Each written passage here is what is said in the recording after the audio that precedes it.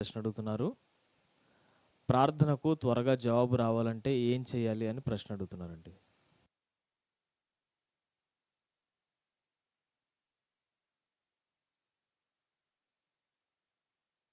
George Muller తన జీవితంలో చాలా కాలం ప్రార్థన చేయగా అంటాడు, కొన్ని ప్రార్థనలకు వెంటనే జవాబు వచ్చింది, కొన్ని ప్రార్థనలకు వారం రోజుల్లో జవాబు వచ్చింది, కొన్ని ప్రార్థనలకు నెల రోజుల్లో, మరికొన్ని ప్రార్థనలకు 3 నెలల్లో, మరికొన్ని ప్రార్థనలకు జవాబు సంవత్సరం పట్టింది, మరికొన్ని ప్రార్థనలకు జవాబు 23 సంవత్సరాలు పట్టిందట. చెప్పండి. అయితే అన్ని విషయాల్లో కాదు, కొన్ని విషయాల్లో. తన స్నేహితులు మారాలని ప్రార్థన చేస్తే కొందరు స్నేహితులు 3 సంవత్సరాల ప్రార్థనలో మారారు, మరికొంతమంది స్నేహితులు దేవుణ్ణి నమ్ముకోవడానికి 23 సంవత్సరాలు పట్టింది. ఏది ఏమైనా మనం ప్రార్థన చేస్తున్నప్పుడు చూడండి, ప్రభు ఆశీర్వదించండి అన్నామనుకోండి, ఆశీర్వదించడానికి ప్రభు సిద్ధమవుతాడు. ఆ నీళ్లు పోయడానికి ప్రభు సిద్ధమయ్యాడు, అంటే ఆశీర్వదించడానికి సిద్ధమయ్యాడు. మీ ప్రార్థన విన్నాడు. అయితే ఆ వ్యక్తి ప్రభు నా హృదయంలోకి రమ్మని పిలిచాడు అనుకోండి, మన ప్రార్థనకు ప్రభు సిద్ధంగా ఉన్నాడు. ఆ వ్యక్తి హృదయం ఇచ్చి తెరిచి ప్రభు నన్ను రక్షించమని పిలవగానే ఏం కలుగుతుంది? లూది అని చెప్పేటువంటి ఒక బిజినెస్ ఉమెన్, ఒక బిజినెస్ మ్యాగ్నెట్, అక్కడ వాక్యం వింటుంది. అపోస్టల్ పౌలు గారు చెప్పే వాక్యం. వెంటనే ఆమె దేవుని యందు భయభక్తి కలిగిన స్త్రీ కాబట్టి వాక్యం పట్ల నమ్మకం కలిగింది. ప్రభు ఆమె హృదయాన్ని తెరిచాడు. ఆమెకి ఏం కలిగిందట? రక్షణ. తర్వాత ఒక మాట ఉంది, ఆమె ఇంటి వారందరికీ రక్షణ కలిగింది అన్నాడు. ఇంటి వారందరూ రక్షణలోకి వచ్చాడు, అన్నదమ్ములు, అక్కజనులు, కుటుంబాలన్నీ. అలాగే మీ జీవితాల్లో కూడా ప్రభు కార్యం జరిగించునుగాక. ఆమేన్. God bless you. ప్రశ్న అడుగుతున్నారు.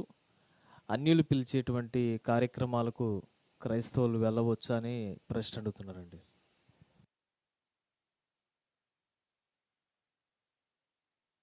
అంటే ఇక్కడ 2 విషయాలు ఉన్నాయి, మీరు పూర్తిగా అర్థం చేసుకోవాలి. మీరు ప్రభుని నమ్మారు, మీ బంధుమిత్రులు ఎవరు ప్రభుని నమ్మలేదు. వారింట్లో బర్త్డే ప్రోగ్రామ్ ఉంది, మీరు వెళ్ళాలా లేదా? మిమ్మల్ని పిలిచారు. వారింట్లో పెళ్లి కార్యక్రమం ఉంది, మిమ్మల్ని పిలుస్తారా పిలవరా? నేను ప్రభుని నమ్మి నేను రానంటావా? కొంతమంది ఏం చేస్తారంటే, అలా వెళ్తే అన్యులతో సహవాసం చేసి అన్యులు విషయాలు నేర్చేసుకుంటారని వీళ్ళు లోకంలో కలిసిపోతున్న భయంతో పాత నిబంధన వచనాలు చూపిస్తారు మనోళ్ళు. పాత నిబంధనలో ఏమైనా ఉంటుందంటే, అన్యులతో సహవాసం చేసి వారి క్రియలు వీరు నేర్చుకునేదే ఉంటుంది. అనుజులతో విజోడుగా ఉండొద్దని బైబిల్ చెప్తుంది. వాళ్ళతో కలిసి సహవాసం చేస్తుంటే వాళ్ళకి విశ్వాసం ఉండదు కాబట్టి మనకున్న విశ్వాసాన్ని కూడా ఏం చేస్తారు? తీసేస్తారు. కానీ నీ బంధువులు ఎవరైనా అన్యుడు పిలిస్తే వెళ్ళమని కూడా ఉంది కొరందీలో. ఒక దగ్గర సహవాసం చేయొద్దని ఉంది, ఒక దగ్గర వాడు విందుకు పిలిస్తే వెళ్ళమనుంది. మనస్సాక్షిలో ఏ ఇబ్బంది లేకుండా నువ్వు మనస్సాక్షిలో, అంటే ఎటువంటి సందేహం లేకుండా భోజనం కూడా చేయొచ్చనుంది. మరి అటువంటిప్పుడు వెళ్ళాలా వద్దా అంటే, నువ్వు యేసు ప్రభుని నమ్ముకున్నావని వారికి తెలుసు, మీ బంధువులకి. అయినా కూడా నిన్ను ఆహ్వానించారు. మేము రామని కూర్చుంటారా, వెళ్తారా? వెళ్ళండి, అందరికంటే ముందు వెళ్ళండి. వెళ్ళి మీరు ఇవ్వాలనుకున్న గిఫ్ట్ వారికి చెప్పండి, ఇవ్వండి. ఇచ్చి నాకు అర్జెంట్ చిన్న పని ఉంది, ఆ గిఫ్ట్ తీసుకోండి, మీ శుభం పలకండి, కంగ్రాట్స్ పలకండి, మీ కొరకు ప్రార్థన చేస్తామని చెప్పండి. సమాధానము దీవెన పలికి వారికి ఇవ్వాల్సిన గిఫ్ట్ ఇచ్చిన తర్వాత, నేను ఆ టైం వరకు ఉండలేకపోతున్నాను, నన్ను క్షమించండి, పలానా పని కోసం వెళ్తాను, వెళ్ళిపోండి, ఇంటికి వెళ్ళిపోతారు. వాళ్ళంతా కూడుకొని వస్తారు. వచ్చినప్పుడు వాడు రాలేదా అంటుంటారు. ఎవరు? నీ గురించి. అప్పుడు ఇతనేమంటాడు? నీకన్నా బెటరే వాడు, నువ్వు వచ్చావు కానీ ఏమీ ఇచ్చేలాగా లేవు. వాళ్ళు ముందే వచ్చారు, ఇచ్చారు, ప్రభు ప్రేమ చూపించారు, ప్రార్థన కూడా చేసి వెళ్ళారు, వాళ్ళే బెటరు అని వాళ్ళు మనసులో అనుకుంటారు. లేదు, మీ అందరికంటే ముందే వచ్చాడు, అన్నీ వచ్చేసి మాకు సహాయం చేసి ప్రార్థన చేసి వెళ్ళారని చెప్పి. సో ఇక్కడ బంధం కట్ అయిపోలా, సహవాసాన్ని నిలబెట్టుకున్నావు. ప్రభుని దూషించే పరిస్థితి రాకుండా, ప్రభు నమ్మిన వాళ్ళంతా ఇలా చేస్తారనే మాట రాకుండా, అరే వాళ్ళు ప్రేమను చూపారు మాకు, మిగిలిన వారికన్నా కూడా ఏలెత్తి చూపించే వాళ్ళకన్నా ప్రార్థించే వాళ్ళు బెటర్ అనేటువంటి సాక్ష్యం తీసుకురావచ్చా? తీసుకురండి. అలాగే నీ బంధువులు ఉంటారు, మిత్రులు ఉంటారు, ఒకళ్ళు ఎవరైనా చనిపోయి ఉండొచ్చు, వారింటికి వెళ్లకుండా ఉంటావా?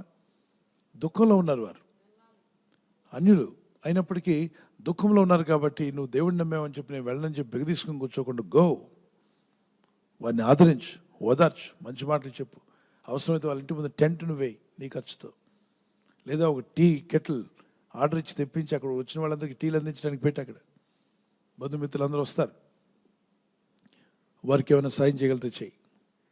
అయితే అక్కడ వేరే ప్రోగ్రామ్స్ చేసేవాళ్ళు ఉంటారు, పూజ కార్యక్రమాలు కానీ, మరి కుండను తీసుకెళ్లే వాళ్ళు కానీ, కుండ కన్నం పెట్టి నీళ్ళు వస్తుంటాయి, పెండా కూడి పెట్టేవాళ్ళు కానీ, ఇవన్నీ చేసుకోవడానికి వేరే వాళ్ళు ఉంటారు. వాళ్ళ బంధువులకు అప్పగించండి, వాళ్ళకి అవకాశం ఇవ్వండి.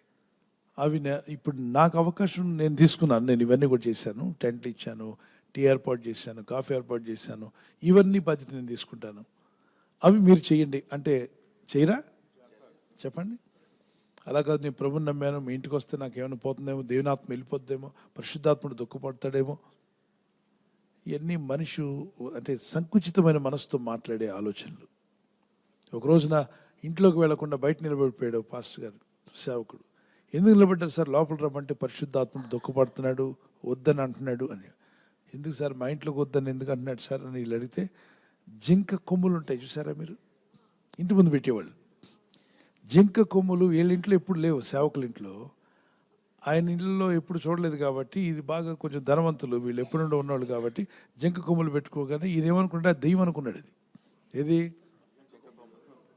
అంటే ఈయన వచ్చిన ఎదిగిన బ్యాక్గ్రౌండ్ ఎఫెక్ట్ అక్కడ వచ్చేసింది. దాన్ని ఆత్మీయత మీద పెట్టాడు. ఏమనంటే పరిశుద్ధాత్ముడు చెప్తున్నాడు, ఆ కొమ్ములు కలిగింది మీ ఇంట్లో ఉంది.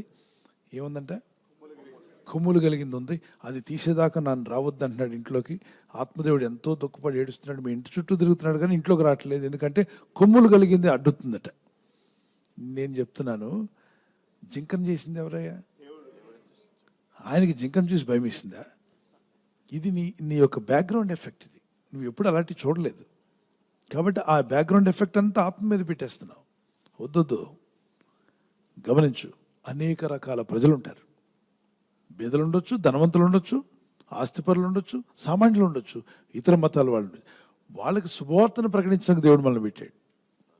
సర్వలోకంలోకి వెళ్ళి సర్వసృష్టికి, ఇది మన బాధ్యత కాదా? సర్వసృష్టి ప్రభుని నమ్ముకున్న వాళ్ళు చెప్పండి, నమ్మని వాళ్ళ దగ్గరికి కదా వెళ్ళమన్నాడు. కాబట్టి అన్ని జనులు అన్నప్పుడు అందరూ అన్ని జనులే, మన చుట్టూ ఉన్న వాళ్ళందరూ కూడా ప్రభు నమ్మని వాళ్ళు ఉంటారు. పలకరించవచ్చు, ప్రభు యొక్క ప్రేమను వ్యక్తపరచవచ్చు పలు విధాలుగా. అయితే మీకున్న రక్షణ పోగొట్టుకోకుండా చూసుకోండి, రక్షణను కాపాడుకోండి. మీరు అపవిత్రులు కాకుండా చూసుకోండి. వాళ్ళతో సహవాసం చేసి వారి క్రియలు నేర్చుకోకుండా ఆత్మదేవుడు మీకు సాయం చేయను గాక.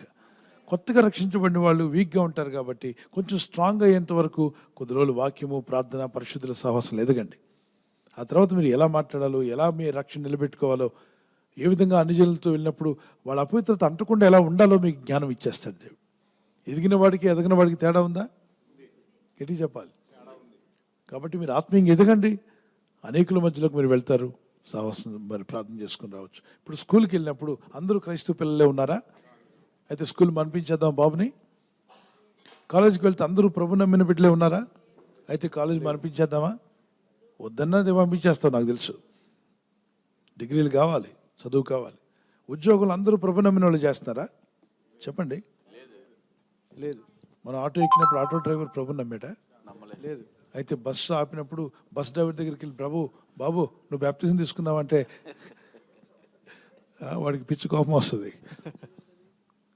అందుకే ఈ లోకంలో ఉన్నప్పుడు మనం ప్రజలందరి మధ్యలో ఉంటున్నాం. ప్రభు అంటాడు, 1 కొరింథీ పత్రిక 5వ అధ్యాయం 10, 11, 12 వచనాల్లో, ఈ లోకంలో మీరు జీవిస్తున్నప్పుడు అన్ని జనుల మధ్యలో, రకరకాల ప్రజల మధ్యలో, రకరకాల పాపాలు చేసే మనుషుల మధ్యలో ఉంటారు.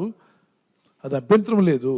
కానీ సహోదరుడు అనబడిన వాడు ఎవరైనా జారుడు కానీ, దొంగ కానీ, అన్యాయస్తుడు కానీ, మరి తిట్టుబోతు కానీ, కొట్టువాడు కానీ ఉంటే వారితో భోజనమైనను చేయొద్దన్నాడు. ఇక్కడ ఏం చెప్పంటే, సంఘములో తిట్టువాడు, కొట్టువాడు, తాగుబోతు, తిరిగిపోతుంటే వాడితో ప్రభు బల్ల కూడా పుచ్చుకోవద్దు అంటాడు.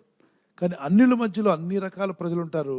మీరు పనులకు వెళ్తారు, ఉద్యోగాలకు వెళ్తారు, చదువుకు వెళ్తారు, వెళ్ళండి. వాళ్ళ మధ్యలో కూడా ఉండకూడదంటే ఈ లోకమునే విడిచిపోవలసి వచ్చును కదా.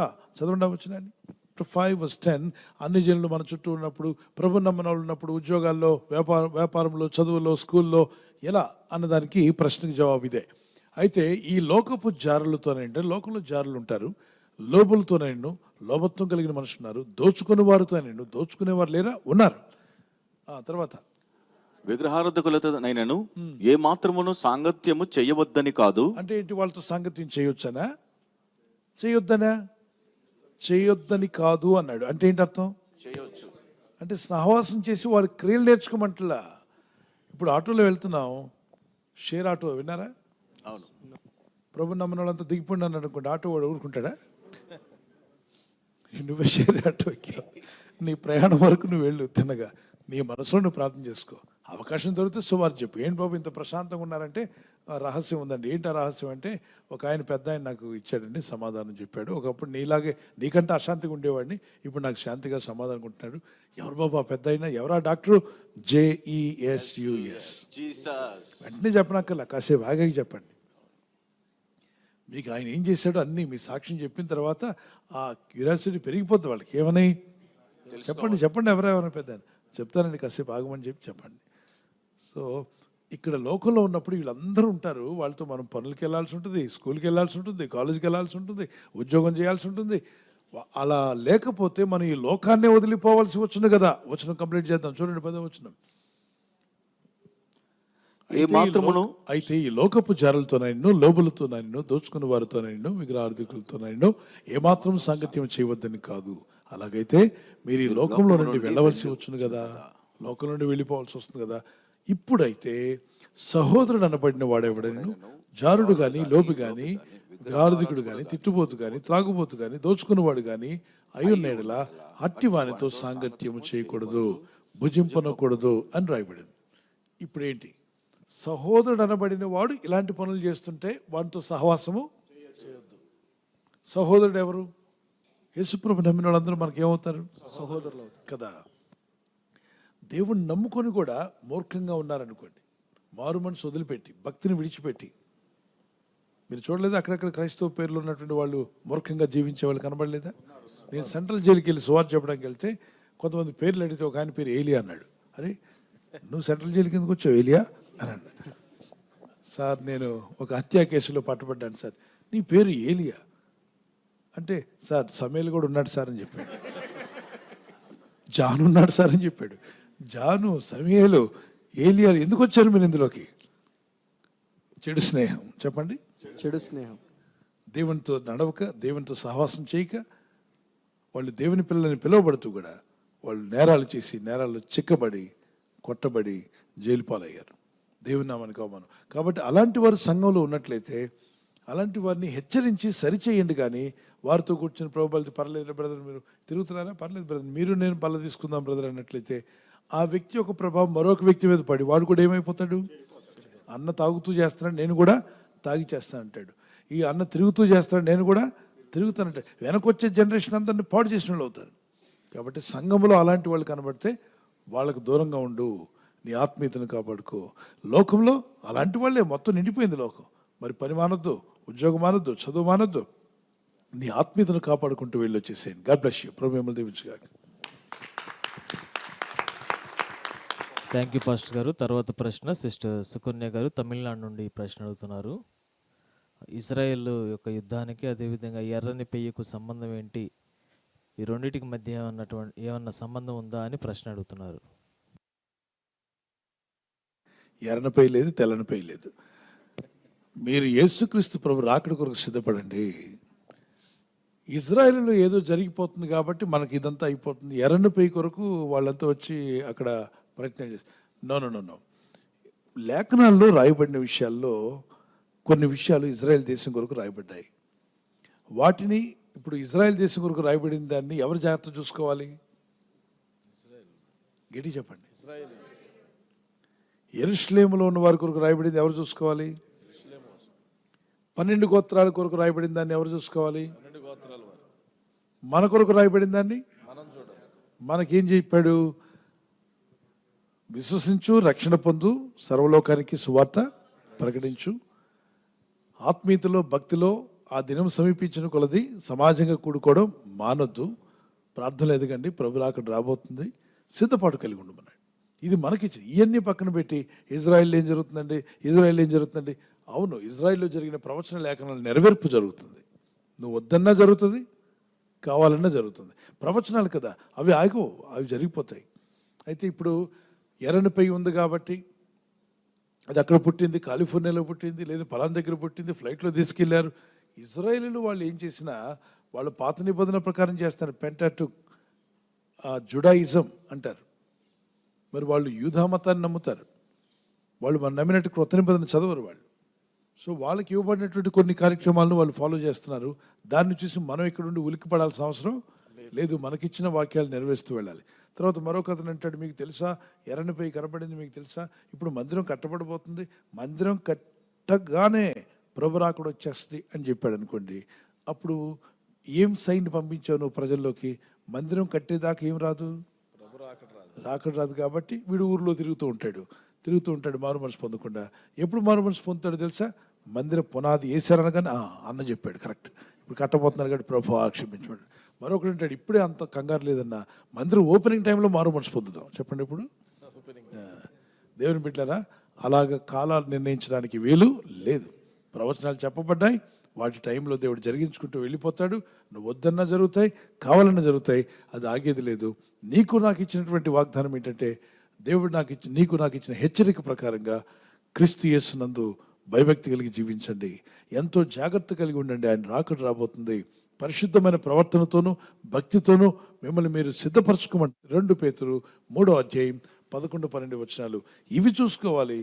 దయచేసి ఉలిక్కి పడుతూ ఇంతకుముందు కూడా అన్నారు, ఇజ్రాయెల్లో అదేదో జరిగింది. ఇదే దేవుని బిడ్డలారా, అవి ప్రవచన లేఖనాలు, వాటిని ఎవరు ఆపలేరు. వాటిని చూసుకుంటూ మన ఆత్మీయతను పక్కన పెట్టి అక్కడేదో ఉంది కాబట్టి ఇక్కడ జరుగుతుంది అనుకోవద్దు. నీకు ఆల్రెడీ దేవుడు ఇచ్చాడు. ఏమి ఇచ్చాడు చూద్దాం. 2 పేతురు పత్రిక 3వ అధ్యాయం 11-12 వచనాలు చదవండి. అయితే ప్రభు దినము దొంగ వచ్చినట్లు వచ్చును. అవును, ఇది ఎవరితో మాట్లాడుతున్నారు ఈ పత్రిక? భక్తులతో. అవునా కదా? ఎంతమంది యేసు ప్రభు భక్తులు ఉన్నారు? ఇది ఎవరితో మాట్లాడింది ఈ పత్రిక? అక్కడ ఏమన్నాడు చూడండి, ప్రభు దినం ఎలా వస్తుంది? దొంగ వచ్చినట్లు వచ్చును. మరి అందరికీ కనబడినట్టుగా వస్తా అన్నాడుగా ప్రభు. తూర్పున మెరుపు పుట్టి పడమటి వరకు వెళ్తున్నట్టుగా వస్తుందన్నాడుగా ప్రభు రాకడ. అవునా కదా? నేను అడుగుతాను, అందరికీ కనబడేలాగా వచ్చే రాకడ ఒకటి ఉందా? ఉంది. మరి దొంగలాగా వస్తాడంటే అర్థం? దొంగ చెప్పు వస్తాడా? చెప్పకుండా వస్తాడు. ఉరుముల మెరుపులతో మీ ఇంటికి వస్తాడా? దొంగ ఎలా వస్తాడు? చెప్పకుండా వచ్చేదాన్ని ఏమంటారు? అంటే దేవుడేం దొంగ కాదు. దొంగ వాళ్ళ ప్రభు దినము దొంగ వచ్చినట్లు వచ్చును అంటే అర్థం ఏంటి? దొంగ ఎప్పుడు వస్తాడు? నిజం చెప్పండి. పగలు వస్తాడా? ఉదయం ఏ టైంలో వస్తాడు? ఆదమరిచి ఉన్నప్పుడు, మనం అంత బాగానే ఉన్నాములే అనుకున్నప్పుడు, ఇప్పుడేం రాదులే, ఇప్పుడు ఎవరు మనల్ని ఇబ్బంది పెట్టలే అనుకున్నప్పుడు టక్కున వస్తాడు. అది కూడా మంచి నిద్రావస్థ. ఇప్పుడు సంఘం నిద్రావస్థలోకి వెళ్ళిపోతుంది. చాలామంది విశ్వాసులు నిద్రావస్థలోకి వెళ్ళిపోయారు. రాత్రి నిద్రపోవడం అని కాదు దాని అర్థం. ఆత్మీయతలో నిద్రలో పోతున్నారు. ప్రార్థన లేదు, విశ్వాసం లేదు, భక్తి లేదు, బైబిల్ చదవట్లేదు. అందరూ అంకితం దేనికి? సెల్ ఫోన్కి, లోకానికి అంకితం అయిపోయారు. ఇలాంటి టైంలో ఏమీ అవదలే అనుకునే టైంలో వస్తాయంట ప్రభు. సో దొంగ వచ్చినట్టుగా ప్రభు దినం వచ్చును. చదువుదాం. ఇప్పుడు నేను అడుగుతాను, దొంగ వచ్చినట్టు వచ్చేలాగుంటే ఇవి ఎర్రపయ్యి మందిరం కట్టాక వస్తాడు అని చెప్తున్నాడు అనుకోండి, మరి అది దొంగ అవుద్దా? దొంగ వచ్చినట్టు అవుద్దా? డేట్ చెప్పేసావుగా, టైం చెప్పావుగా. మందిరం కట్టాక అన్నప్పుడు కట్టేదాకా వీళ్ళకి అర్థమైపోతుంది. కడుతున్నారు, పేపర్లో వస్తుందా లేదా, CNN న్యూస్ చూసుకుంటూ, BBC న్యూస్ చూసుకుంటూ ఉంటారు. ఈనాడు పేపరు, TV9, TV5. ఈ మధ్య వార్తల నిండా పాలిటిక్స్ గురించే. భూమి మీద ఏం జరుగుతుందో చెప్పట్లా. ఈ మంత్రి ఏం తిడుతున్నాడు, ఆ మంత్రి ఏం, మంత్రులు తిట్లతో నిండిపోయింది. అసలు న్యూస్ పేపర్ చదవాలన్నా అంత అడ్వర్టైజ్మెంటు, చెత్త వార్తలు. అరే మనిషికి అవసరమైన వార్తలు ఉండవా? ఎన్ని జరుగుతున్నాయి మనుషులకి, ఎన్ని అవసరతలు ఉన్నాయి. ఇక వాళ్ళని మనం బాగు చేయలేములే, మనం బాగు చేసుకుందాం. మన అయినంత వరకు వాక్యాన్ని, పరలోక వార్తను విందాం. భూమి మీద జరిగే అవసరమైన వార్తలు తీసుకుందాం, వ్యర్థమైన వాటిని పక్కన పెడదాం. Praise the lord. చూద్దామా ఆ వచనాన్ని చదవండి. అయితే ప్రభు దినము దొంగ వచ్చినట్లుగా వచ్చును అంటే తెలియకుండా వస్తాడు, చెప్పకుండా వస్తాడు, సూచనలు కూడా తెలియవు. ఎప్పుడు వస్తాడో కూడా నీకు అర్థం కాదు. నువ్వు కాల్కులేట్ చేసినా నీకు దొరకడు. ఆ రోజు నీకు తెలియదు. నువ్వు ఎంత జాగ్రత్తగా కాల్కులేట్ చేసినా దొంగ వచ్చినట్టు వస్తాడంటే అర్థం ఏంటి? చెప్పకుండా తెలియకుండా నీకు దొరకని టైంలో వస్తాడు. నీకు అర్థం కాదు అది. ఆ దినములు ఆకాశములు మహాదూరంతో గతించిపోవును, పంచభూతములు మిక్కటమైన వేండ్రంతో లైవైపోవును, భూమియు దాని మీద కృత్యములు కాలిపోవును. తర్వాత ఇవన్నీ ఇట్లు లయమైపోవునవి గనుక ఆకాశములు రవ్వులుకొని లయమైపోవునట్టియు, పంచభూతములు మహావేండ్రముతో కరిగిపోవునట్టియు, దేవుని దినపు రాకడ కొరకు కనిపెట్టుచు దానిని ఆశతో అపేక్షించుచు మీరు పరిశుద్ధమైన ప్రవర్తనతోనూ భక్తితోనూ ఎంతో జాగ్రత్త గలవారై ఉండవలెను. ఇది యెరూషలేములో ఏమవుతుంది, ఎర్రపై ఎక్కడుంది, నల్లపై ఎక్కడుంది కాదు. ఇది చూడండి, దేవుని దినపు రాకడ కొరకు కనిపెట్టుచు దానిని ఆశతో అపేక్షించుచు మీరు పరిశుద్ధమైన ప్రవర్తనతోనూ భక్తితోనూ ఎంతో జాగ్రత్త గలవారై ఉండవలెను. తర్వాత, అయినను మనం ఆయన వాగ్దానమును బట్టి క్రొత్త ఆకాశముల కొరకును క్రొత్త భూమి కొరకును కనిపెట్టుచున్నాము. వాటి యందు నీతి నివసించును. క్రొత్త ఆకాశం క్రొత్త భూమిని దేవుడు కలుగు చేయబోతున్నాడట. అందులో తన భక్తులను ఉంచబోతున్నాడు కనుక భక్తి కలిగి జీవిద్దాం, విశ్వాసంతో ఉందాం. ప్రభు రాకడలో ఒకటి రహస్య రాకడ ఉంది, ఒకటి ఆఖరిలో వచ్చే రాకడ ఉంది. అది రెండవ రాకడ అనొచ్చు, లేదా అంత్యములో ప్రభు యొక్క రాకడ అయి ఉండొచ్చు. ఎస్, అది ఉంది. దానికంటే ముందు జరిగే రాకడ ఏమంటామంటే రహస్య రాకడ. ఎవరు ఊహించే టైంలో సంఘం ఏమవుతుందట, ఎత్తబడుతుంది. క్రీస్తునందు మృతులైన వారు తిరిగి లేస్తారు. అందుకే సమాధులు తెరవబడతాయి. వాళ్ళు ముందు, వారితో పాటు మనము అందరూ కలిసి మనం మధ్యాకాశంలో ప్రభుని ఎదుర్కోవడానికి వెళ్ళబోతున్నాం. చాలామంది కొత్త విషయాలు చెప్పాలని ఆశపడుతున్నారు. జనాలు కూడా ఏం వినాలని ఆశపడుతున్నారు, కొత్త విషయాలు. కొత్త విషయాలు చెప్పాలనుకున్న వ్యక్తి ఎవరూ చెప్పంది చెప్పాలని ఎక్కడెక్కడో కట్ పేస్ట్ చెప్పండి, కట్ పేస్ట్ తీసుకొచ్చి దాన్ని అప్లై చేస్తే వీళ్ళు కలవరం పుట్టి అదేదో నిజమట, ఏదో అయిపోతున్నట్టని ఒక కలవరం పుట్టేలాగా. ఈ మధ్య చాలా వరకు చేపలకు వలేసినట్టుగా యూట్యూబ్లో థంబ్నెయిల్స్ ఎలా పెడతారంటే దానికి ఒక పదం ఉంది, ఫిషింగ్ అంట. ఏంటది, ఫిష్ నెట్ లాగా అక్కడ పెడతాడు. నిజంగా కోతి సింహాన్ని కొడుతున్నట్టు ఉంటుంది. కోతి ఎవరిని కొడుతున్నారు, కర్రతో కొడుతుంది. నిజంగా కోతి కొడుతుందా సింహాన్ని? అప్పుడు సింహం ఏడుస్తున్నట్టు ఉంటుంది. ఆ పిక్చర్ చూడగానే ఏం చేస్తాం మనం, అరే కోతి ఏంటి ఎవరిని కొడుతుంది, సింహం ఏడుస్తుంది ఏంటి, భయపడిపోతుంది అని చెప్పి ఏం చేస్తారు, క్లిక్ చేస్తారు. ఓపెన్ చేస్తే అందులో కోతి ఉండదు, సింహం ఉండదు, ఉన్న దాటిదారిని అయిపోతూ ఉంటాయి. ఇదేమిటో మరి చూపించింది ఎంతసేపటికి రాలేదంటే ఈలోగా వాడికి ఏం దొరికింది, వ్యూవర్షిప్ దొరికింది. వ్యూవర్షిప్ దొరకబట్టి మాకు ఇంతమంది వ్యూవర్స్ ఉన్నారు, మా ప్రోగ్రాం చాలా ఫాస్ట్గా వెళ్ళిపోతుంది. ఇలాగనే ఒక ఇటుక బిడ్డ పట్టుకొని ఒకతను మరొక వ్యక్తిని కొడుతున్నట్టు, రాజకీయ నాయకుడిని కొడుతున్నట్టు చూపిస్తాడు. నిజంగా ఇటుక బిడ్డ కాదు, ఆయన కొట్టడం లేదు. నువ్వు ఎంతసేపు చూసినా ఈ రెండు దొరకవు. చిన్నదేదో చేయొచ్చుతాడు ఒక ఆయన, అంతే. దాన్ని ప్రజలు చూడాలని వ్యూవర్షిప్ కోసం వేస్తున్నటువంటి ఇలాంటివి చాలా వచ్చేసాయి. తెలియకుండా చేస్తుంటారు కొంతమంది చిన్న బిడ్డలు కూడా ఏదో పెట్టేస్తూ ఉంటారు. దయచేసి గుర్తుపెట్టుకోండి, ఈ లోకం చాలా మాయా లోకం. చెప్పండి, ఎలాంటి లోకం అంట, అన్నిటికీ మనం ఉలిక్కి పడాల్సిన అవసరం లేదు. మన చేతిలో జీవగ్రంథం ఉందన్నవారు దేవునికి స్తోత్రం చెప్పగలరా? ఇంకొక విషయం, ఈ రహస్యం ఎవరికీ తెలియదు అని ఉంటుంది. ఏంటి టైటిల్లో ఏముంటుందంటే, ఈ రహస్యం ఎవరికీ తెలియదు అంటే వీడు ఒక్కడికి తెలిసిందే. 25వ కీర్తనలో యెహోవా యందు భయభక్తి గల వారికి ఆయన రహస్యము బయలుపరిచాడు. చూద్దామా, 25వ కీర్తన తీసుకోండి, కీర్తన 25. దేవుని యందు భయభక్తి గల వారికి ఆయన రహస్యం దాయిడట, చెప్తాడు. 25వ కీర్తనలో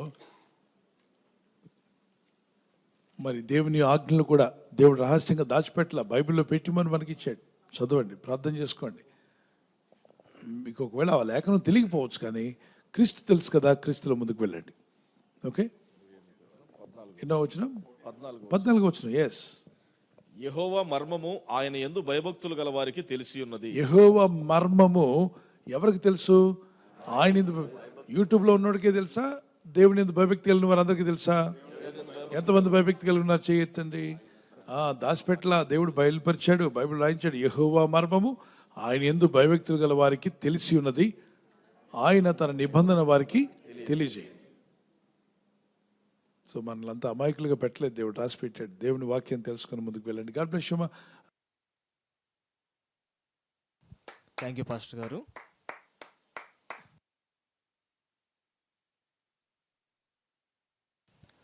తర్వాత ప్రశ్న అనిల్ గారి ఫ్యామిలీ విశాఖపట్నం నుండి ప్రశ్న అడుగుతున్నారండి. మనుషుల్లో ఇన్ని రకాల జాతులు ఎలా వచ్చాయి అని ప్రశ్న అడుగుతున్నారండి.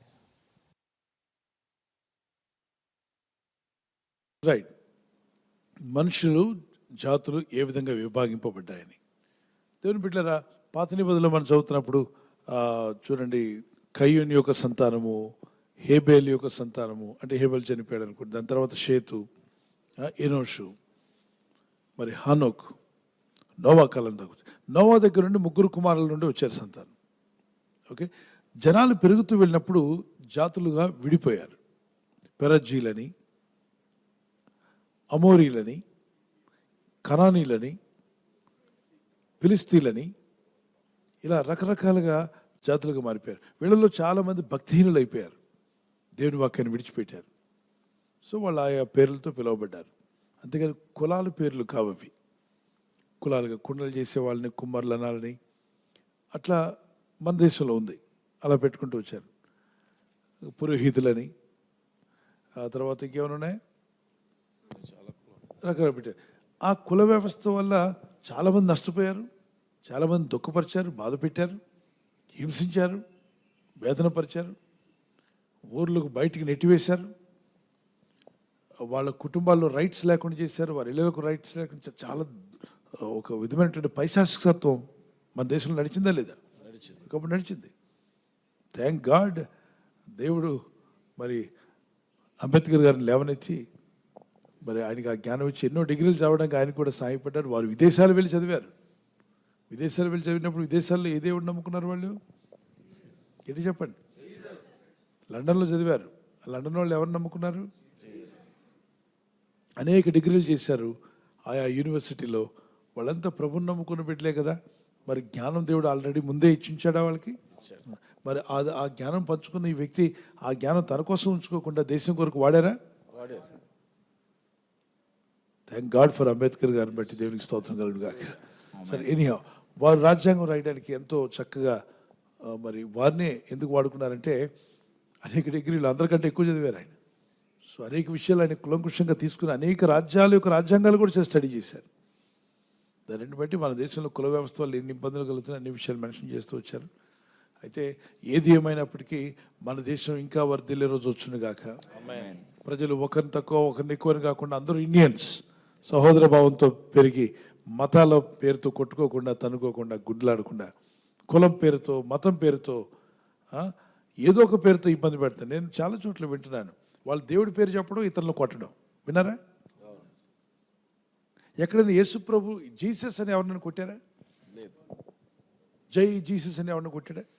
చెప్పండి. ఎక్కడ లేదు. మిగిలిన రిలీజియన్స్లో మీరు చూస్తే వాళ్ళ మతం పేరు, వాళ్ళు లేకపోతే వాళ్ళు కొలిసే దైవం పేరు అరవడం, పక్కోడిని కొట్టడం, అది కరెక్ట్ కాదండి. ఆ దైవాలు కూడా చెప్పుండవు, మూర్ఖులు ఎవరో నేర్పించేశారు. ఆ నేర్పించిన విషబీజం వల్ల విషం యవనస్తులకు చేర్చేశారు. క్రైస్తవులు అందరూ ప్రభుని నమ్ముకుంటే బ్రిటిష్ వాళ్ళు వచ్చి వెళ్తారు. బ్రిటిష్ వాడు వస్తాడు అక్కడికి, మనం రాణిస్తాము. మనం ఏదో పిచ్చి ఆలోచనలు యవనస్తులుగా మాటలు చెప్పేస్తారు, నిజమే అనుకుంటున్నారు వాళ్ళు. కాదు. యేసు ప్రభుని నమ్మిన వాళ్ళందరూ బ్రిటిష్ వాళ్ళని తెచ్చుకోవడానికి నమ్మట్లా, పరలోకం పోవడానికి నమ్ముతున్నాం, నిత్యజీవం పొందడానికి నమ్ముతున్నాం, ప్రభుని నమ్ముకుంటారు. రైట్? ఇది చాలామందికి తెలియదు. ఇదేదో మతం కింద చూసినప్పుడు అది నిజంగా మన మతమా వాళ్ళ మతం వద్దు. మతాలు పక్కన పెట్టండి, మనుషులు కలుగు చేసిన ఈ మతాలు. క్రైస్తవ మతం వద్దు, ఏ మతం వద్దు, మతాలు అక్కడ ఉంచండి. ఆత్మీయతను పెంచుకోండి, సత్యాన్ని వెంబడించండి. మానవత్వమే మిన్నా అన్నారు, మతం కన్నా. ఎక్కడైనా మీరు చూడండి, జీసస్ పేరుతో సేవలు జరిగాయి అంటారా ప్రపంచంలో? ఒకసారి చరిత్ర తీయండి. జీసస్ నమ్ముకున్న వాళ్ళు యేసు ప్రభు నామములో ఎన్ని సేవలు జరిగాయి? స్కూల్స్ కట్టడంలో ముందున్నారా అనుకున్నారా? విద్యను అందించడంలో, వైద్యం అందించడంలో, సేవలు చేయడంలో, ప్రపంచంలో ఏ డిసాస్టర్ అంటే ప్రకృతి వైపరీత్యం జరిగిన ముందు సహాయపడే వారిలో. మరి యేసు ప్రభు జై జీసస్ అని ఎక్కడ ఎవరిని కొట్టలేదే, ఎవరిని తనలేదే, అందరూ సహాయపడ్డారే, మేలు చేశారే, వాళ్ళ జోలికి ఎందుకు వెళ్తారు? దేవుని బిడ్డారా, విశ్వాసంతో ఉండండి, చేయగలిగిన మేలు చేయండి. పోనీ మీరు అనుకున్న మీ దైవం పేరుతోనే చేయండి. మీరు ఒక దైవం కొలుస్తున్నారు, ఆ దైవం మంచివాడంటే ఆయన మంచి పేరుతో మంచి కార్యక్రమాలు చేస్తూ వెళ్ళండి. బేదలను ఎంతోమంది బేదలు మన దేశంలో లేరా? అనాథ బిడ్డలు లేరా? అనాథాశ్రయాలు లేవా? వితంతువులు లేరా? ఎంతోమంది బేదలు ఎదురు చూస్తున్నారు. వెళ్ళండి, సహాయపడండి, వాళ్ళు స్థిరపరచుకోండి, మీ మతంలో జాయిన్ చేసేసుకోండి, గట్టిగా వాళ్ళకి అన్నీ పెట్టి వాళ్ళకి కావాల్సిన మేలు అన్నీ చేయండి. కానీ ఇక్కడ సువార్త ప్రకటించబడుతుంటే ఎందుకు చేస్తారు, ఎందుకు ప్రార్థన చేస్తారు, ఎందుకు ఈ గొడవ? ఎవరు భక్తి వాళ్ళది. రాజ్యాంగం మనకు రైట్స్ కల్పించింది. నీకు ఇష్టమైన దైవాన్ని నమ్ముకో, నీ ఇష్టమైన కూర ఇంట్లో చేసుకో, నీ ఇష్టమైన డ్రెస్సు వేసుకో. వ్యక్తిగత రూల్స్లో ఎవరు అడ్డుపరచడానికి వీల్లేదు. God bless you. ప్రభు మిమ్మల్ని దీవించుగాక.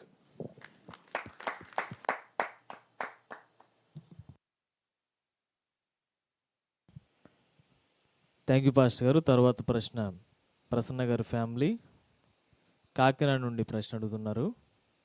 సామెతల గ్రంథము 3వ సామెత 12వ వచనం యొక్క వాక్య వివరణ అడుగుతున్నారు పాస్టర్ గారు. తండ్రి తనకు ఇష్టడైన కుమారుని గద్దించు రీతిగా యెహోవా తాను ప్రేమించు వారిని గద్దించునన్నందు కదా. ఈ వాక్యం యొక్క వివరణ అడుగుతున్నారు పాస్టర్ గారు. దేవుడు తను ప్రేమించే వారిని శిక్షిస్తాడని, సరిచేస్తాడని రాయబడింది. అయితే ఇక్కడ 2 విషయాలు ఉన్నాయి. ఎన్ని మార్లు గద్దించినా లోబడలేదనుకోండి, వదిలేస్తాడు దేవుడు. చదువుదాం సామెత 3వ అధ్యాయం 12-13 వచనాలు. తండ్రి తనకు ఇష్టుడైన కుమారుని గద్దించు రీతిగా యెహోవా తాను ప్రేమించు వారిని గద్దించును. అవును, ఆయన ప్రేమించే వారిని ఏం చేస్తాడట? గద్దించును. గద్దిస్తాడు. దేవుడు ఎక్కడైనా బైబిల్లో గద్దించాడా? సౌలు రాజుని గద్దించాడు. ఒకసారి గద్దిస్తే విన్నాడా అతను? వెళ్ళా. రెండోసారి గద్దించినప్పుడు విన్నాడా? మూడోసారి గద్దించినప్పుడు వినలా. లాస్ట్కి ఏమయ్యాడు? నష్టపోయాడు. దేవుని గద్దింపును తిరస్కరించుకోమని ఉంది. మీరు ఆ తర్వాత వచ్చిన కూడా చదవండి, 3వ అధ్యాయం 12-13. జ్ఞానము సంపాదించిన వాడు ధన్యుడు, వివేచన కలిగిన నరుడు ధన్యుడు. వెండి సంపాదించుట కంటే జ్ఞానము సంపాదించుట మేలు. చూడండి 12వ వచనాన్ని, 11-12. నా కుమారుడా, యెహోవా శిక్షను తృణీకరింపవద్దు, ఆయన గద్దింపునకు విసుగవద్దు. ఆయన గద్దిస్తే విసిగిపోవద్దు. నాన్న గద్దిస్తే ఏం చేయొద్దు? ఫాదర్ ఎప్పుడు కూడా మేలు కోసమే గద్దిస్తాడు, అవునా? తల్లి అయినా తండ్రి అయినా మేలు కొరకు గద్దిస్తారు. విసిగిపోతారు కొంతమంది దేవుడు గద్దిస్తుంటే. కొన్నిసార్లు వాక్యం చెప్తుంటే వెళ్ళిపోతూ ఉంటారు, వాక్యాన్ని అర్థం చేసుకోరు, దేవుని గద్దింపులు వినరు. నాకు తెలిసిన ఒక యవన సేవకుడు అందరిని తిడుతున్నాడు. సేవకులందరినీ పట్టుకుని వీడేది నీతిమంతుడు అయిపోయినట్టు అందరి సేవకులు తప్పులు కనబడతాయి వానికి. వాళ్ళ చర్చిలో ఒక పక్కన పావురం బొమ్మలాగా ఉంది, పరిశుద్ధాత్మ గురించి రాశారు అక్కడ, పావురం వస్తున్నట్టు. ఆ పావురం అన్నది పెట్టినందుకు ఆ సేవకుడిని, సంఘాన్ని దూషించడం ప్రారంభించాడు.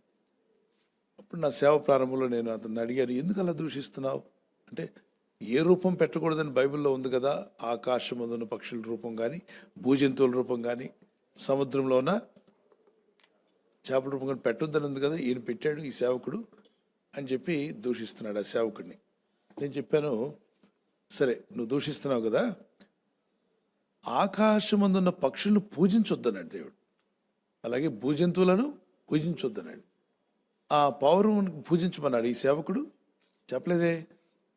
ఫ్లెక్స్ బోర్డు మీద అది అక్కడ ఆ రోజుల్లో రాశారు, ఏంటి మన పెయింట్ వేశారు, ఇది మన ఇది బ్యానర్స్, మీకు గుర్తున్నాయా? ఫ్లెక్స్ రాకముందు ఏముండేది? బ్యానర్స్ ఉండేవి, పెయింట్ వేసి పావురంలాగా వేశాడు. బ్యానర్ పెట్టాడు, వాక్యం రాశాడు. దాన్ని నువ్వు ఎందుకు తప్పు పట్టాలి? వాళ్ళందరి మీద ఎందుకు దూషిస్తున్నావు? నువ్వు సేవకుడు కదా, ఈ దూషణ అలవాటు నీకు ఉండకూడదు. ఎక్కడికి వెళ్ళినా అందరిలో తప్పులు చూస్తావు. మోరిస్ సిరిలో గారిని దైవజనుడు ఇతర దేశం నుండి వచ్చాడు, ఆత్మపూర్ణుడు, పరిశుద్ధాత్మతో బలంగా మాట్లాడుతున్న దైవ సేవకుడు. ఆయన షూ వేసుకుని కనబడ్డాడు ఎక్కడ? స్టేజ్ పైన. మరి ఫారినర్స్ అందరూ ఏం చేస్తుంటారు? ఇక్కడ వాళ్ళు ఎక్కిన దగ్గర నీట్గా ఉంటుంది, దిగిన దగ్గర నీట్గా ఉంటుంది, కారులో నీట్గా ఉంటుంది. మన బెడ్రూమ్ కన్నా వాళ్ళు రోడ్లే ఏం చేస్తారు? నీట్గా పెట్టుకుంటారు. వాళ్ళకి అది వచ్చేసింది, అది అలవాటు చేసుకున్నారు. ఓకే, మనం ఎక్కడ పడితే అక్కడ ఉమ్మేస్తాం, వాళ్ళు వేస్తారా? ఏరు. మనం తిన్న వెంటనే, పల్లీలు తిన్న వెంటనే కాగితం ఏం చేస్తాం? స్వతంత్ర భారతదేశం అనమాట. ఏదైనా చేయొచ్చన్నో, మన దేశాన్ని మనం బాగు చేసుకోవాలి. మన ఇంటిని మనం బాగు చేసుకున్నట్టుగా మన దేశం కూడా మన ఇల్లే.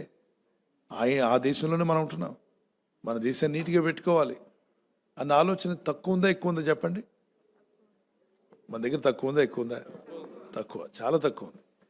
స్వచ్ఛ భారత్ అంటే ఆ రోజు మాత్రం రాజకీయ నాయకులంతా చీపులతో ఊడ్చినట్టు ఉంటారు, రెండో రోజు ఒక్కడు పట్టించుకోడు. అంత పేపర్ సోప్ షో బిల్డప్పే తప్ప నిజంగా అనిపించదు. ఒకరోజు మోడీ గారు సముద్రం ఒడ్డున ఎన్ని ఎత్తుతున్నారు, ఇక ఆ రోజు నుండి రెండో రోజు అందరూ సముద్రం ఒడ్డున ఉన్న అన్ని చెత్త కాగితాలు తీశారు, తర్వాత రోజు మొత్తం చెత్తే. అంటే ఒకరోజు చేస్తే సరిపోయిందా? మనం అనుదినం చేయాలి, మనం ఉంటున్న దేశాన్ని బాగు చేసుకోవాల్సిన బాధ్యత మనకుంది. అయితే ఈ కుమారుడు, ఈ యవనస్తుడు ప్రతి దగ్గర తప్పులు పెట్టేవాడు, అందరినీ దూషిస్తుండేవాడు. నేను హెచ్చరించాను, ఇది మంచిది కాదు, ఈ నైజం నీలో తొలగించుకో. మోరిసిలో లాంటి దైవజనుడు వస్తే ఆయన చేసిన సేవను పరిచయం ఏం పట్టించుకోండి, ఆయన షూ వేసుకున్నాడని చెప్పి ఆయన్ని దూషించుకుంటూ వెళ్ళిపోయాడు మీటింగ్లో. ఆయనతో ఉన్న టీం అంతా లేచి వెళ్ళిపోయారు. అంటే ఆ ట్యూన్ చేశాడు అనమాట అందరికీ. వెళ్తే వెళ్ళండి, వాక్యం వినండి, కానీ ఆయన షూ కనబడితే ఏం చేయాలి మీరు? అక్కడ ఆయన అడిగారు, why they are going out అంటే, బాబు ఎందుకు వెళ్ళిపోతున్నారంటే, మోషే లాంటి సేవకుడే ఏం తీయమన్నాడు దేవుడు, చెప్పులు తీయమంటే హూ ఆర్ యూ, నువ్వు మోషే కంటే గొప్పవాడు అని దూషించుకుంటూ వెళ్ళాడు. మరి అందరిలో తప్పులు పడతా వింటారు. ఆయన నువ్వు మనసు మార్చుకో. బెనిహిన్ గారికి జుట్టు ఎక్కడ దాకా ఉండేది, భుజాల దాకా ఉండేది ఆయన స్టార్టింగ్లో. అది చూసి ఆయన్ని తిట్టాడు. ఆయన చెన్నై వచ్చినప్పుడు బెనిహిన్ గారిని, అంత జుట్టు అంత అవసరమా, అంత పొడవ పెంచుకోవాలి అంటే, వీడి మైండ్లో సేవకుడు అంటే ఇలా ఉండాలని ఏదో మైండ్లో పెట్టుకున్నాడు. జడలు వేసుకునే అంత పొడవ పెంచనక్కర్లా, పురుషులకు జడలు పెంచే అంత జుట్టు పెంచుకుంటే అది అవమానకరంగా ఉంటుంది. కానీ యేసుప్రభు వారు పురుషుడే కదా, ఆయనకి జుట్టు ఎక్కడ వరకు ఉంది, షోల్డర్ వరకు ఉంది కదా. మరి పౌలు గారికి జుట్టు ఉందా, ఆయన కూడా జుట్టు పెంచాడు, దాన్ని కట్ చేయడానికి వెళ్ళాడు. సో దాన్ని చూసి మీరు ఎందుకు కలవరపడతారు? మరి మనం దేవుని బిడ్డలం కదా. తిమోతి కూడా పెంచాడు, తిమోతిని పౌలు ఇద్దరు కట్ చేసుకొని వచ్చారు. అయితే మనం ఈరోజు ఎక్కడికి వెళ్ళినాకల్లా కట్ చేయనక్కర్లా, ఉన్న దగ్గర మీరు బార్బర్ షాప్లోనే కట్ చేసుకోవచ్చు. హౌఎవర్ ఇట్ ఈస్, ప్రతిదాన్ని తప్పు పట్టేవారుగా ఉండకండి. పాత నిబంధనలో మరి నీ గడ్డపు పక్కలను ఏం చేయకూడదు, షేవ్ చేయకూడదు. మరి షేవ్ చేసిన వాళ్ళు చేయొద్దండి, దాంతో నేను కూడా ఉన్నాను, రైట్? అయితే దేవుడు మనల్ని వదిలేస్తున్నాడా? పాత నిబంధనలు సున్నతి కూడా చేసుకోమని ఉంది. ఇది విమర్శిస్తే మరి అది కూడా చేయాలి. మరి పాత నిబంధనలో రాయబడినవి ఆ ప్రత్యేకంగా వాళ్ళని ప్రత్యేకించుటకు దేవుడైన ప్రభు నిబంధనతో ఉన్న జనాలకి దేవుడిచ్చాడు. ఇప్పుడు కొత్త నిబంధనలకు వచ్చినప్పుడు ఆయనే స్వయంగా తన స్వరక్తాన్ని కార్చి పాత నిబంధనలు నెరవేర్చలేనివన్నీ కూడా ఆయన నెరవేర్చిన రక్తాన్ని మన కొరకు చిందించాడు. కాబట్టి ఈరోజు నువ్వు క్రీస్తులో ఉండడమే చాలా ప్రాముఖ్యమైంది. దేవునికి స్తోత్రం కలుగును గాక. తప్పులు బట్టి విమర్శించి నేను గద్దించడం లేదు, ఎవరు గద్దించడం లేదు. లాస్ట్కి తన జీవితాన్ని ఈ లోకంలో ముగించేశాడు యవన కాలంలో. ఓ ప్రమాదంలో అంత ఘోరంగా చనిపోతాడు మేము అనుకోలేదు. అందరూ సేవకుడు కదండి ఇలా పోవడం ఏంటి, అలా పోవడం, బాధ అనిపిస్తుంది. కానీ ఎన్నో మార్లు దేవుడు అతన్ని గద్దించాడు. విన్నాడా? ప్రతి సేవకుడిని విమర్శిస్తూ వచ్చాడు, ప్రతి సంఘాన్ని విమర్శిస్తూ వచ్చాడు. బైక్ మీద వెళ్తుండగా ఎదురుగా స్తంభాలు, ఈ ఎలక్ట్రికల్ స్తంభాలు మోసుకెళ్ళేటువంటి లారీ ఉంటుంది, మీకు తెలుసు కదా, అది ముందు వెళ్తుంది. లారీ కంటే బయటకు ఉంటాయి స్తంభాలు, పొడవుగా ఉంటాయి కదా. అతివేగంతో వెళ్తున్నాడు, అటు నుండి బండి వస్తుంది, ఆ బండిని క్రాస్ చేయాలనుకున్నాడు. ఈ బండిని సడన్గా ఆ బండి మీదకి వస్తుందని తెలిసి సైడ్ తీస్తే దేనికి తగిలాడు, స్తంభానికి తగిలాడు. బ్యాలెన్స్ తప్పింది, ఎదురొచ్చే బండి కింద పడ్డాడు. చిచ్చుగా అసలు మనిషి దేహం గుర్తుపట్టలేంతగా ఈ లోకాన్ని విడిచి వెళ్ళిపోయాడు. అంటే అందరూ అదే విధంగా దేవుడు అలా శిక్షిస్తాడని నేను అంటలేదు. దేవుడు ఎన్నో మార్లు యవన సేవకునికి ఏమిచ్చాడు, అవకాశం ఇస్తే ఇతరుల కొరకు ప్రార్థన చేశాడంటే చేయలేదు, కానీ ఇతరులను ఏం చేశాడు, విమర్శిస్తూ కూర్చున్నాడు. వినేవాళ్ళని కూడా వినలేకుండా చేశాడు. ప్రార్థనలకు అడ్డుగా నిలబడ్డాడు, విశ్వాసులకు ఆటంకంగా ఉన్నాడు. తనకు తెలిసిందే నీతి అనుకున్నాడు, తనకు తెలిసిందే కరెక్ట్ అనుకున్నాడు. ఒకడు మార్గం వానికి ఎలా ఉంటుందంటే తిన్నగా ఉంటుంది, కానీ తుదకు అదే ఎక్కడ తీసుకెళ్తుంది. గద్దిస్తాడు దేవుడు. సౌలును గద్దించాడు, ప్రేమించేవాడిని గద్దిస్తాడు. అయితే నిన్ను చంపడానికి ప్రయత్నించేయడు ఆయన. గద్దింపు వేరు, చంపడం వేరు కదా. మరి చావు దేవుడు ఇచ్చాడు, దేవుడు ఇవ్వలా. దేవుడు వద్దని చెప్పినా గద్దిస్తూ వెళ్ళాడు. ఉదాహరణకి నిచ్చెనెక్కుతున్నాడు ఒక అతను, బాబు జాగ్రత్త అని చెప్పినా నాకేం పర్లేదు అంకుల్ అనుకుంటే అలా కింద ఇరిగి పడ్డాడు అనుకోండి, మనం ఏమైనా కొట్టామని? తన నిర్లక్ష్యమే తనని పడగొట్టింది. కనుక మన నిర్లక్ష్యాలు చాలాసార్లు మనల్ని దెబ్బతీస్తాయి. మన నోటి మాటలు, మనం ఏం విత్తుచున్నామో జాగ్రత్త అన్నాడు, ఏం చేస్తున్నావో జాగ్రత్త, మన ప్రవర్తన. అందుకే తన ప్రవర్తన కాచుకునేవాడు జ్ఞాని, తన ప్రవర్తన విషయంలో జాగ్రత్తగా ఉండేవాడు జ్ఞానట. వివేకం గలవాడు జ్ఞాని తన ప్రవర్తనను ఏం చేసుకుంటాడు? కాపాడుకుంటాడు, కాచుకుంటాడు. వినయం కలిగి ఉండడం మంచిది. ఒకవేళ వినపడకుండా పోతే, వినకుండా వెళ్తే, శాంసన్కి ఏం జరిగింది, సౌలుకి ఏం జరిగిందో చదవండి. దేవుడు గద్దించినా వినలేదు, నష్టపోయారు. గద్దింపుకు లోబడిన వారు మేలు పొందారు, పశ్చాత్తాపడ్డారు. పేతురు 3 సార్లు ప్రభుని ఎరగనన్నాడు, తిరిగి మళ్ళా మారు మనసు పొంది పశ్చాత్తాపడినప్పుడు ప్రభు అంగీకరించాడా? సెకండ్ ఛాన్స్ ఇచ్చాడు. దేవుడు ఆయన సరిలో పశ్చాత్తాపడితే నీకు మరొక ఛాన్స్ ఇవ్వగలడని నమ్ముతూ దేవునికి స్తోత్రం చెప్పగలరా? హల్లెలూయా. God bless you.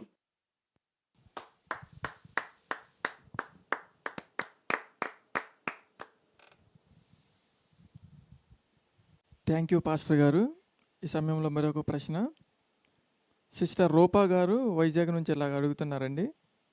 సేవకులతో పరిశుద్ధాత్ముడు ఏ విధంగా మాట్లాడతారు? కొన్ని సందర్భాల్లో ప్రభువు మాతో ఇలా చెప్తున్నారు అంటారు కదా, అదేవిధంగా పరిశుద్ధాత్ముడు అందరికీ ఒకేలా బోధిస్తాడా, లేదంటే ఒక్కొక్కరికి ఒక్కొక్కలా బోధిస్తారని ఇలా క్వశ్చన్ అడుగుతున్నారండి.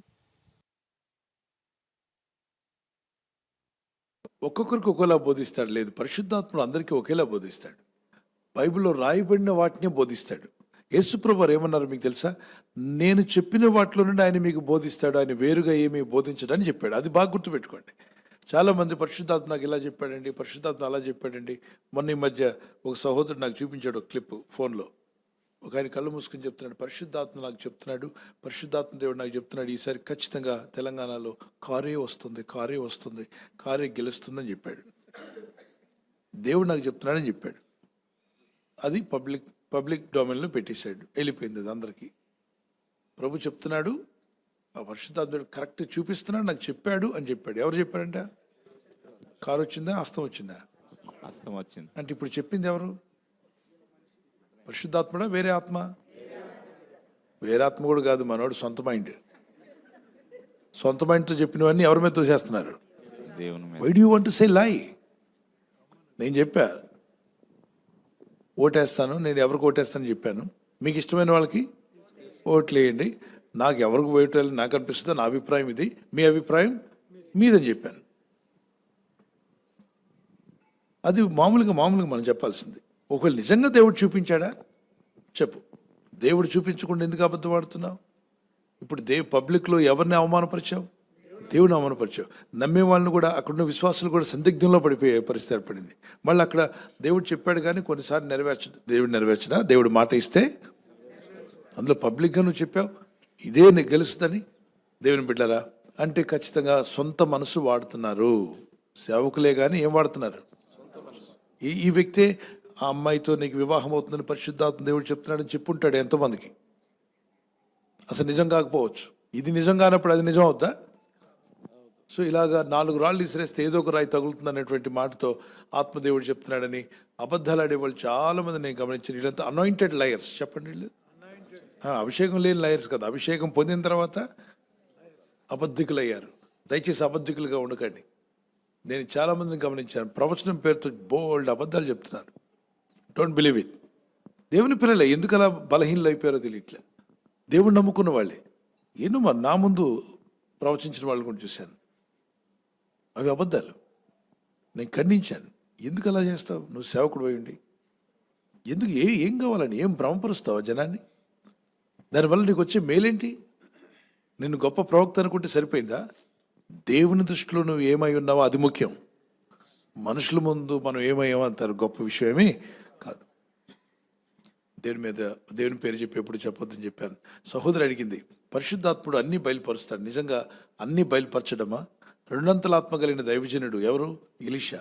2 ఆత్మ ఏలియా మీద కన్నా ఎంత ఉంది? ఆ ఎలీషా గారు చెప్తారు 4వ అధ్యాయం 2 రాజుల్లో, ఆమె ఎందుకు పరిగెత్తుకుని వస్తుందో యెహోవా నాకు మరుగు చేశాడు, నాకు చెప్పలేదు అన్నాడు. కమాన్ రీడ్ ఇట్. కొందరు అంటున్నారు ఏమనంటే, నాకు పరిశుద్ధాత్మ ఉంది బ్రదర్, అభిషేకం ఉంది. మీ ఇంట్లో అన్నీ స్కాన్ చేసేస్తాను బ్రదర్. ఏం చేస్తారంట? దేవుడు నాకు స్కాన్. నేను చెప్తున్నాను, మీ ఇంట్లో మీ గుమ్మం దాటినట్టునే హాల్ కనిపిస్తుందా? కనబడుతుందండి. ఎవరింట్లో హాల్ ఉండదురా బాబు. ఇప్పుడు నేను చూస్తున్నాను, ఫ్యాన్ తిరుగుతుంది మీ ఇంట్లో గదిలో. ఫ్యాన్ తిరగదా ఈ రోజుల్లో? ఫ్యాన్ లేని ఇల్లు ఉన్నాయా చెప్పండి? నేను చూస్తున్నా, అది స్లాబ్ ఇల్లు కనిపిస్తుంది, ఫ్యాన్ తిరుగుతుంది. స్లాబ్ ఇంటికి ఏముంటుంది? ఫ్యాన్ ఉంటుంది.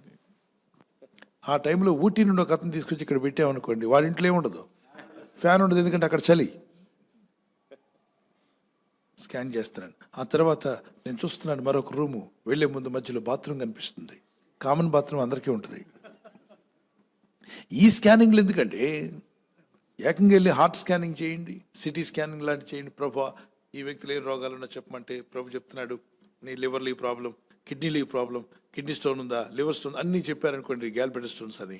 అవి నిజమే అనుకోండి, స్కాన్ చేస్తే డాక్టర్లు మిమ్మల్ని పెట్టుకోరు. గట్టి చెప్పండి. పోనీ మీరు రారు, మీరు చర్చిలోనే ఉంటారు, డాక్టర్ గారే ఫోన్ చేసి పంపిస్తారు. స్కానింగ్ భయపడిన వాళ్ళందరూ మీ ఇంటికి పంపిస్తారు. నువ్వేం చేయొచ్చు? స్కాన్ చేసి పంపించవచ్చు. ఇటువంటి మాటలు నమ్మి మోసపోకండి. దేవుడు నాకు అన్నీ చెప్పేస్తున్నాడు, మీలో ఏదో పాపం ఉంది, మీలో ఏదో పాపం ఉంది, దేవుడు నాకు చూపిస్తున్నాడు మీలో పాపం. అందరిలో దోషాలు ఉంటాయి, వాటిని ఒప్పుకొని విడిచిపెట్టి పరిశుద్ధులవ్వమని యేసయ్య వాక్యం స్పష్టంగా చెప్తుంది. పశ్చాత్తాపడమని. Praise the Lord. హల్లెలూయా. ఈ వాక్యం చదవండి. పరిశుద్ధాత్మను బయలుపరుస్తాడా?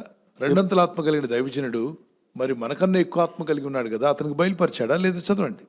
పిమ్మట ఆమె కొండ మీద నున్న దైవజనుని వద్దకు వచ్చి అతని కాళ్ళు పట్టుకొనెను.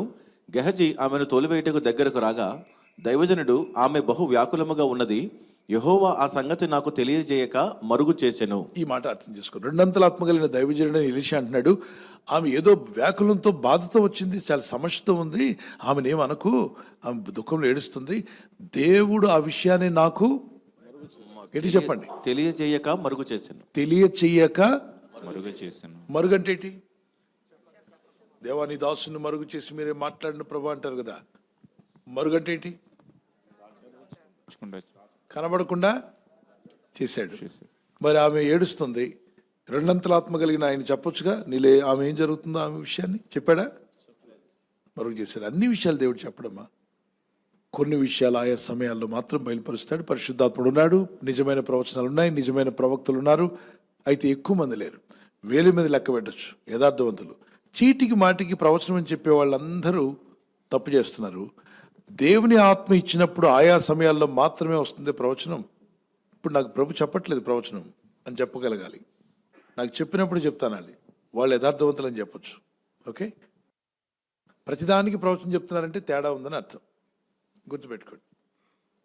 మన ప్రవక్తలు పాత నిబంధనలో క్రొత్త నిబంధనలో చీటికి మాటి కూర్చుంటే ప్రవచనం, నిలబడితే ప్రవచనం, బస్ ఎక్కితే ప్రవచనం, బస్ దిగితే ప్రవచనం ఇచ్చాడా? When it is necessary, when it is need, God is given. ఒకవేళ నిజంగా అలా ప్రవక్తల దగ్గర ఆధారపడండి, ప్రవక్తలు ఆశ్రయించండి, పాత నిబంధనలు ఉంటుంది. కొత్త నిబంధనలు ఆ మాట లేదు. మీరు ప్రవక్తలు ఆశ్రయించి స్థిరపడతారు కాబట్టి ఈ మాట చూపించి నేను ప్రవక్తని చెప్పుకున్నారు. ఒక మాట అడుగుతాను, క్రొత్త నిబంధనలో ఈ బైబిల్ మనకి ఎందుకు ఇచ్చాడు చెప్పండి?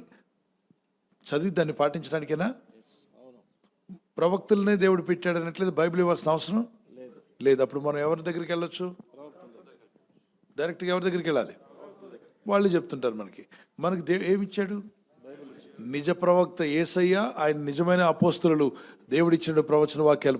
క్రొత్త నిబంధనలు ఉన్నాయి, క్రొత్త నిబంధన మీరు పాటించండి, ఇందులో పొల్లుసున్న తప్పిపోదు, ఒక్క మాట కూడా వ్యర్థం కాదు, ఇవన్నీ నెరవేరబోతున్నాయి. దేవునికి స్తోత్రం కలుగును గాక. ఆమేన్. హల్లెలూయా. God bless you. అదేవిధంగా మరొక ప్రశ్న కూడా అడుగుతున్నారు పాస్టర్ గారండి. పరిశుద్ధాత్ముడు అందరికీ ఒకలాగానే బోధిస్తాడా? అయితే ఒక్కొక్కరు ఒక్కొక్కలాగా ఎందుకు బోధిస్తున్నారు? ఒక్కొక్కరు ఒక్కోలా బోధించడం అంటేనన్నా, ఆత్మ నడిపింపు లేని వాళ్ళు నోటికి వచ్చినట్టు బోధించేవాళ్ళని నేను చూశాను. ఒక తమ్ముడు ఈ మధ్య మీ అందరూ వినే ఉంటారు, నేను అతని పేరు ఎత్తట్లేదు, నోటికి వచ్చినట్టు ప్రతి సేవకుని తిట్టాడు. ఆ వాక్యం చూపించి ఈ వాక్యం చూపిస్తూ నోటికి వచ్చినట్టు తిట్టాడు. మొన్న ఈ మధ్య మళ్ళీ వాళ్ళందరి దగ్గరికి వెళ్ళి ఏమిచ్చాడు? షేక్ హ్యాండ్ ఇచ్చి వాళ్ళని కౌగులించుకొని సహోదర ప్రేమ ఉండొద్దా మన మధ్యలో అంటున్నాడు. మొన్నటిదాకా ఏం చేసేవారా నువ్వు? ప్రతి సేవకుడిని ఫోటో పెట్టి మరి తిట్టాడు. మళ్ళీ ఇప్పుడు ఏం గారిపోతుంది? నీ తోటి నిన్ను వల్ల నీ పొరుగు వాడిని ప్రేమించొద్దా? ఆ ఆజ్ఞ ఏమైపోద్ది? ఈ ఆజ్ఞ గుర్తురాలేదు నీకు? స్టార్టింగ్లో మీడియాలో పెట్టి, సోషల్ మీడియాలో పెట్టి తెగ తిట్టావు కదా అందరినీ. దినకరన్ గారిని తిట్టాడు, దైవజనులందరినీ తిట్టాడు, ఏసన్న గారిని తిట్టాడు, పెంతెకొస్తవాళ్ళని తిట్టాడు, ప్రతి సంఘాన్ని దూషించి తిట్టాడు, సోకాల్ పాస్టర్లని. ఇప్పుడు ఈ మధ్య వాళ్ళందరినీ కలుసుకొని క్షమించమని అడుగుతున్నాడు. ఓకే, మారు మనసు పొందేవు, సంతోషం. కానీ నీలాగా అప్పుడు తిట్టడం గమనించిన వాళ్ళలో, నిన్ను అనుసరించాలనుకున్న వాళ్ళు అలాంటి పుట్టగొడుగులు బయలుదేరవా? తిట్టుడుగాళ్ళు బయలుదేశారు. అందుకే మీరు ఎప్పుడు చూడాల్సింది ఇప్పుడున్న సేవకులను కాదు, అపోస్తులైనటువంటి దేవుడు ఏర్పాటు చేసిన సేవకులు బైబిల్లో కనిపిస్తారు. వాళ్ళు మనకు మాదిరి. వాళ్ళని మీరు మాదిరిగా తీసుకున్నట్లయితే ఆ మాదిరి ప్రకారంగా అది ఒరిజినల్ గీత. దానికి దగ్గరలో ఏ సేవకుడు ఉన్నాడు ఈరోజు చెక్ చేయండి. దానికి దగ్గరలో ఏ సేవకుడు ఉంటున్నాడో గమనించండి. అప్పుడు వాళ్ళు అదే తాటి మీద వెళ్తున్నారు కాబట్టి మనం అంగీకరించవచ్చు. దానికి విరుద్ధంగా వెళ్ళే వాళ్ళని మన సేవకులుగా కూడా గుర్తించకూడదు, జాగ్రత్త పడాలి. లేదంటే నాకు బయలుపరిచాడు ఈయన, ఈయనకు బయలుపరిచిన ఆయన, నోటుకు వచ్చినట్టు మాట్లాడుతూ, ఇందాక నేను చెప్పాను కదా, బయలుపరిచాడు ఏమని, కారు వస్తుందని. ఏమొచ్చింది? మరి అబద్ధం అని తేలిపోయింది అక్కడ. కాబట్టి మీరు ప్రతిదాన్ని కూడా నమ్మి మోసపోకండి. ప్రవచనాన్ని పరీక్షించాలంట. రక్త పరీక్ష చేసినట్టుగా ప్రతి ప్రవచనం ఏం చేయమన్నాడు? పరీక్షించమన్నాడు, టెస్ట్ చేయమన్నాడు. టెస్ట్ చేస్తే అది ఫెయిల్ అయితే దాన్ని పక్కకు పెట్టేసేయండి. God bless you.